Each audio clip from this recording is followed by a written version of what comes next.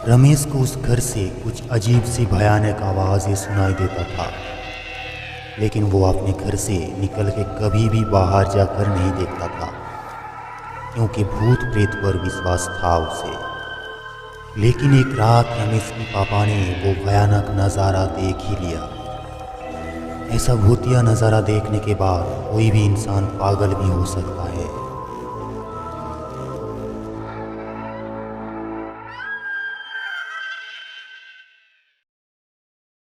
Hello दोस्तों, शुभरात्रि Hindi horror stories में आपका स्वागत है। आज की ये सच्ची भूतिया कहानी रमेश की है। ये बहुत ही डरावनी कहानी है।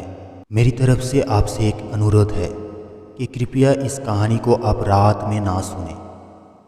तो चलिए शुरू करते हैं उस डरावनी मकान की भूतिया कहानी को। हॉन्टेड हाउस, एक घर की डरावनी कहानी, real ghost story in Hindi.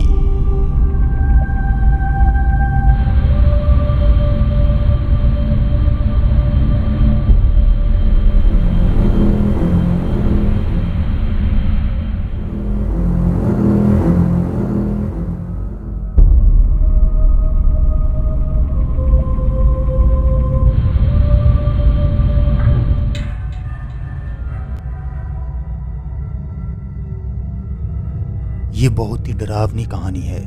जब रमेश ने उस घर के बारे में बताया जो उन्होंने अभी हाल ही में लिया था, उसकी बात सुनकर मुझे बहुत डर लगने लगा था। पहले तो मुझे यकीन नहीं हुआ था, लेकिन जब उसकी पूरी बात मैंने सुनी तो बहुत डर लगने लगा। ऐसा कभी पहले तो नहीं सुना था। एक दिन की बात है, रमेश मेरे घर आया और उसने अपने घर के बारे में बताने लगा। रमेश के पापा एक प्राइवेट कंपनी में काम करते हैं, इसलिए वो ज़्यादातर बाहर ही रहते हैं। क्योंकि उनकी कंपनी दूसरे शहर में थी, इसलिए वो रोज़ नहीं आया करते थे।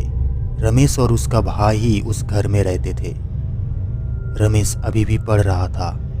जब से वो लोग इस नए घर में आए हैं, तब से रात को पास वाले घर में से कुछ आवाज़ें आती है। पास वाला घर बहुत साल से बंद है। उसमें बहुत से पौधे उग आए हैं। घर बहुत साल से बंद है और यहाँ पर कोई आता भी नहीं है। इस घर में रहने वाले लोग अब दूसरे देश में चले गए हैं, इसलिए वो आते ही नहीं। और इस घर में कोई दूसरा आदमी भी नहीं आता है। जब रमेश के पापा ने ये घर लिया था तो उन्हें ये काफ़ी सस्ते में मिल गया था। रमेश के पापा कुछ दिन रहकर अपने काम पर चले गए थे। अब इस घर में रमेश और उसका भाई रहता है। रमेश कहता है जब रात हो जाती है तो पास वाले घर में जो रमेश के घर के बगल में है, उसमें किसी की चलने की आवाज़ें आती है। ये हर रोज़ रात को ऐसा ही होता रहता है। कभी किसी के बोलने की आवाज़ भी आती है और कभी सामान उठाने की आवाज़ आती है। ऐसा रात को ही होता है। इस बारे में रमेश उसके पापा को बताया था, लेकिन उन्होंने इस बारे में कुछ नहीं किया था। वो कहते हैं कि ये सब भ्रम हो सकता है। एक दिन की बात है, रमेश के पापा कुछ दिन की छुट्टी लेकर घर आए हुए थे।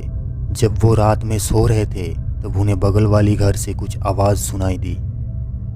पहले तो रमेश के पापा उतना ध्यान नहीं दिया, लेकिन लगातार आवाज़ आने पर उसका पूरा ध्यान उस पर गया।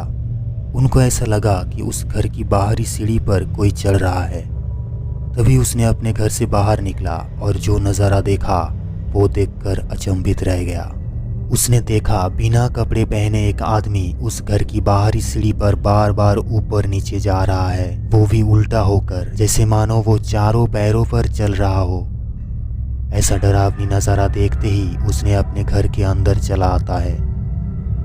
जब सुबह हुई तो इस बारे में उन्होंने किसी दूसरे आदमी से पूछा था कि क्या कोई इस घर में आता है, पर कोई इस बारे में नहीं जानता है।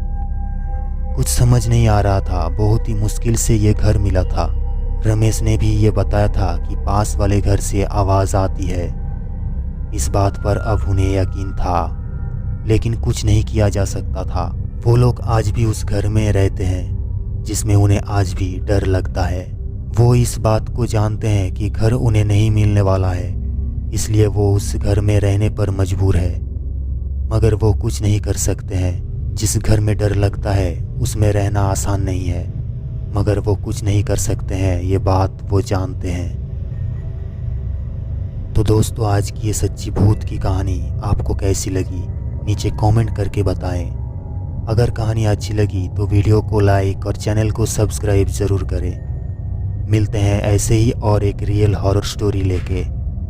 तब तक के लिए शुभ रात्रि।